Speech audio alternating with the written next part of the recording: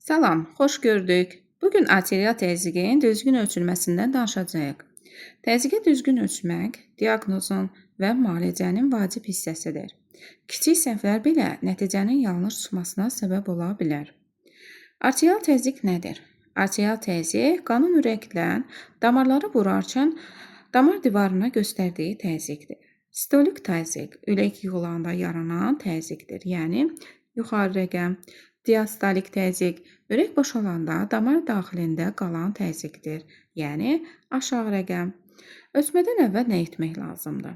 Ölçmədən əvvəl ən azı 5 dəqiqə sakit oturun. Son 30 dəqiqə ərzində siqaret çəkməyin, qəhvə və enerji içkiləri qəbul etməyin. Danışmayın və hərəkət etməyin.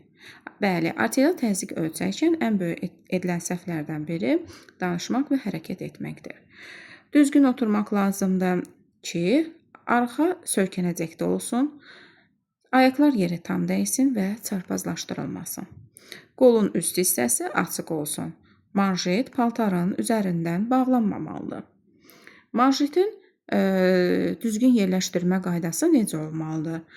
Manjet dirsək büküşündən 2-3 sm yuxarıda yerləşdirilməlidir. Manjet nə çox sıx, nə də çox boş bağlanmamalıdır. İlk dəfə təzyiq ölçüləndə hər iki qolda ölçmək lazımdır. Ölçmədən sonra daha yüksək hansı qolda yaranarsa, təkrar həmin qolda ölçməyə aparılmalıdır. Əksər sağlam böyüklərdə normal arterial təzyiq 120-80 mm civə-sütununda, yəni belə hesab olunur. Bununla belə nəticələr yaşa və sağlamlıq vəziyyətinə və həkimin tövsiyəsinə görə fərqli qiymətləndirilə bilər.